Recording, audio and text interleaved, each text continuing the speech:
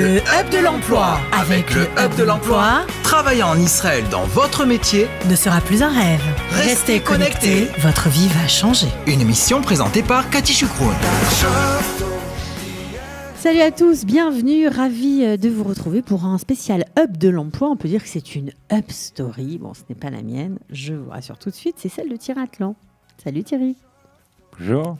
Alors, il est un peu impressionné, parce que c'est la première fois qu'il parle à la radio. Voilà, mais ça va bien se passer, Thierry. Je n'ai encore mangé personne. Donc, il n'y a pas de souci. Donc, vous êtes là pour nous raconter un petit peu votre parcours.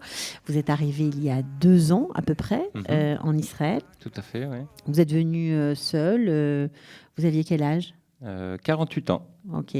Comme ça, un coup de tête ? Non. Non, réfléchis. Oui. J'avais déjà très envie de venir auparavant. Et là, je me suis décidé. Tout simplement. Mais vous n'aviez pas de boulot, a priori, en partant ? Je travaillais à mon compte. Oui, ça veut dire qu'en France, vous travaillez à votre compte, mais en Israël, vous n'aviez pas encore trouvé de travail. Ah non, du tout. Non, je suis venu, je ne connaissais même pas la langue, 2-3 mots.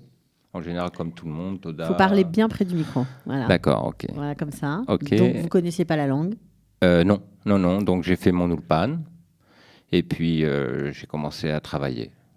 Alors, en France, vous étiez, on va dire, vous faisiez du dépannage informatique à domicile. Voilà. Et puis, ici, vous avez commencé à trouver un job dans le secteur du high-tech. Voilà. Oui, tout à fait. Ouais. Qu'est-ce que vous faisiez ? Alors, mon premier travail correspondait à tester des cartes réseau informatiques. Ok. Tout simplement, quoi. Donc, toute la journée, on était avec des cartes informatiques qu'on testait avec des ordinateurs. Pour voir que ça fonctionnait. Voilà, tout simplement. Ouais. Donc, il n'y avait pas tellement besoin d'hébreu. C'était bien pour démarrer, quoi. Tout à fait. Voilà, il n'y avait même pas besoin de parler à la rigueur. Bah oui.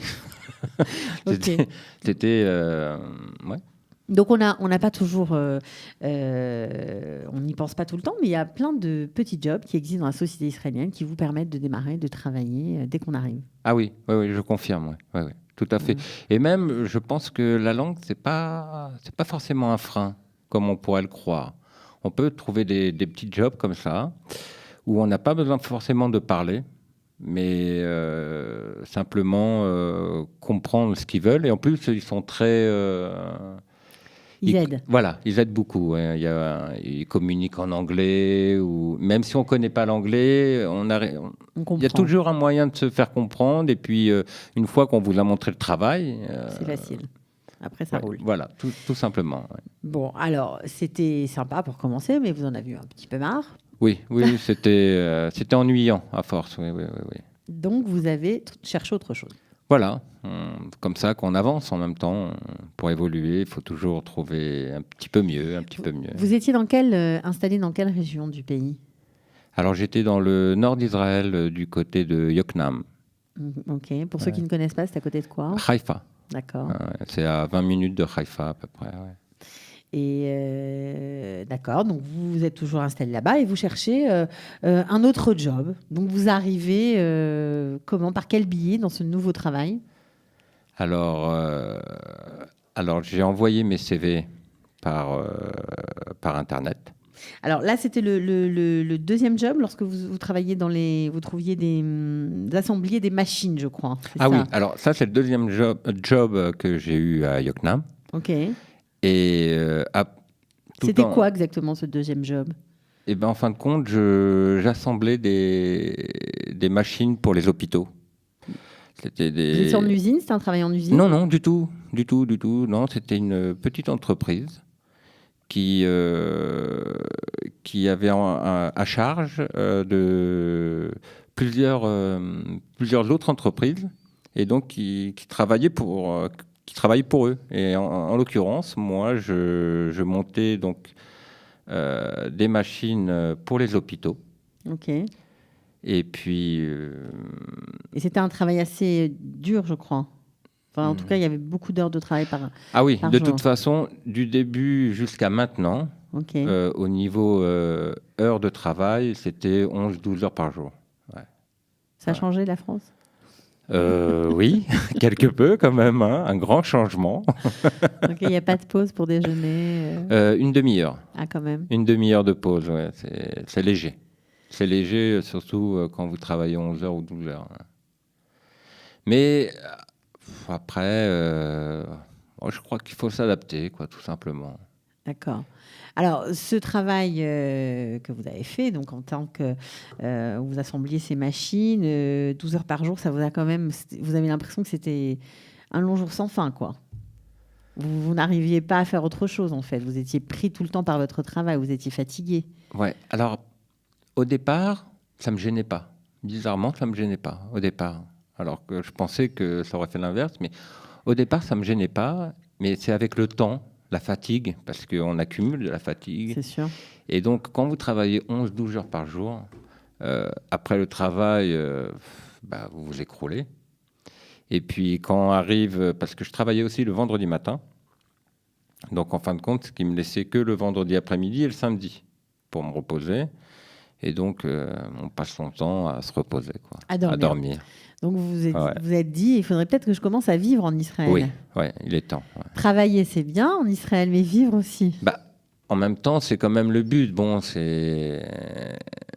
Quand j'ai fait mon alia, voilà, mon but, c'est d'avoir déjà, d'être ici, en Israël, et en même temps, d'avoir une vie, de vivre, quoi. Une vie sociale. Voilà, tout à fait, ouais.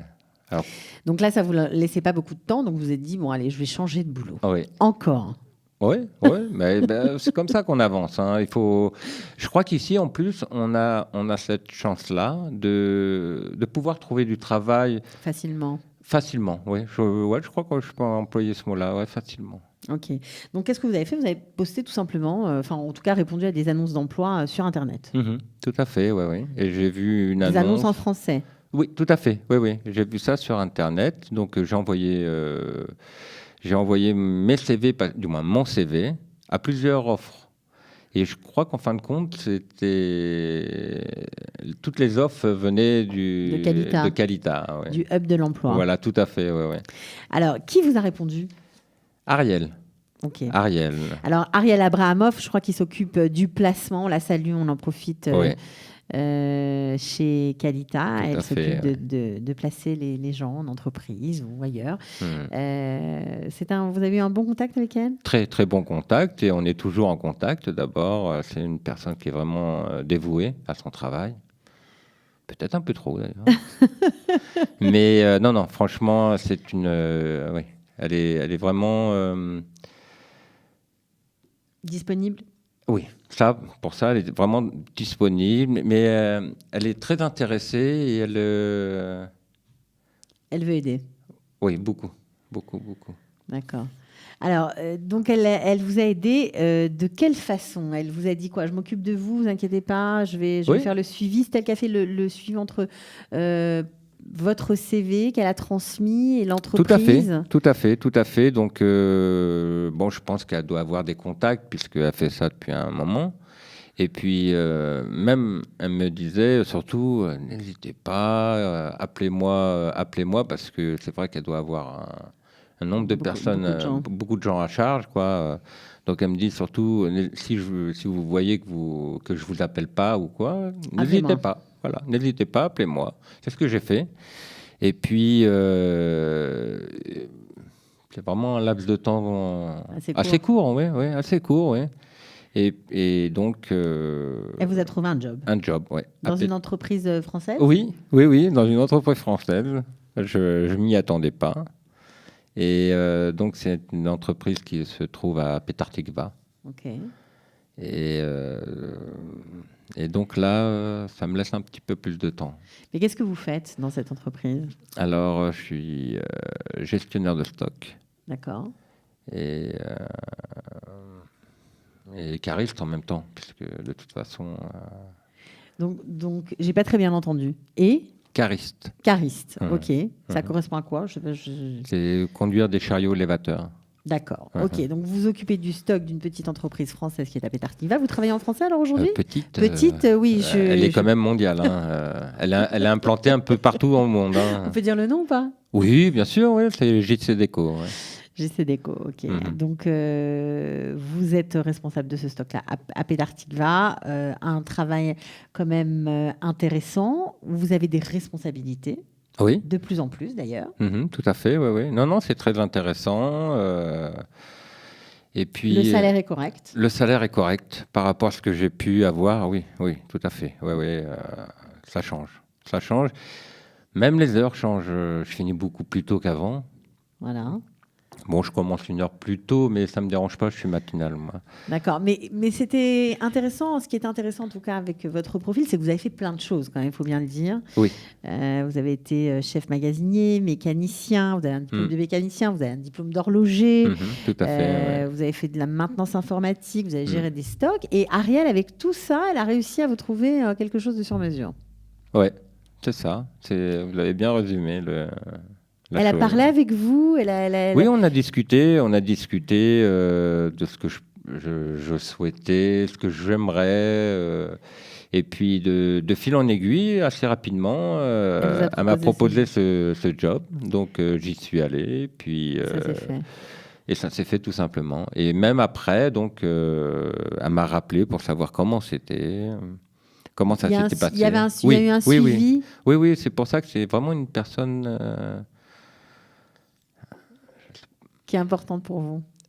Oui, et je crois que c'est une vocation. Je pense que pour elle, c'est une vocation d'aider les gens. Ça s'entend et ça se sent même. Ça se sent au téléphone. Donc, alors, elle vous a aidé pour l'entretien, elle vous a aidé pour tout, pour toutes les étapes de ce job ? Oui, tout à fait, parce que pour avoir ce job-là, il fallait que j'ai mon permis cariste. Et pour avoir ce permis cariste, je me suis dit, mais où est-ce que je vais le passer, tout ça ? Donc, elle m'a même envoyé une adresse. Elle a essayé de vous faciliter les choses. Ah oui, mais carrément. Ouais. Elle m'a mâché le travail, quoi. Donc, sans Qualita, et en tout cas son travail au sein de Qualita. Tout à fait, ouais. Ça n'aurait pas fonctionné pareil. Non, bien sûr que non. Je ne vois pas comment j'aurais pu trouver ce travail sans Ariel, oui, tout à fait, sans Qualita. Ok, alors écoutez, on vous souhaite plein de bonnes choses. Ça fait pas très longtemps, ça fait quoi ? Ça fait 2 mois, même pas ? Oui, à peine 2 mois, oui. Bon. Ah ouais. Alors, je crois que vous avez plein de boulot pour la rentrée, là. Oui. Il y a tout à faire, mais c'est intéressant, justement parce qu'il y a tout à faire. Okay. Donc, il y a de l'espoir pour ceux qui ne maîtrisent pas forcément l'hébreu et qui ne sont pas forcément hyper diplômés. Je confirme. Ils peuvent faire plein de choses. Je confirme, parce que même moi, au bout de 2 ans, je parle un peu hébreu, mais au niveau de l'écriture, la lecture, c'est difficile. Et pourtant, dans ce nouveau travail, je dois passer des commandes en hébreu. Hein. Bien sûr. Forcément, puisque j'achète en Israël. Je dois parler en hébreu. Ça, c'est obligé. Et puis, on y arrive, finalement. Et on y arrive, oui. On y arrive. Il faut pas avoir de crainte. Il faut y aller, quoi. Il faut se lancer. Il faut pas avoir de préjugés en se disant je vais pas y arriver, ça va être dur. Et même si c'est le cas, c'est pas grave, il faut aller au-delà. Ok. Il faut aller au-delà de ça. Bien, écoutez, c'était sympa de vous recevoir. Tirathlon vous souhaite bonne chance dans votre nouvelle carrière en Israël. On espère que vous serez très heureux dans ce nouveau job. On salue Ariel Abrahamov qui vous a aidé au sein de Qualita à concrétiser ce nouvel emploi. Très belle personne, oui. Voilà, et je suis sûre qu'elle va être à l'écoute, qu'elle sera ravie de votre intervention. Merci beaucoup Thierry. C'est moi qui vous remercie. À bientôt. À bientôt.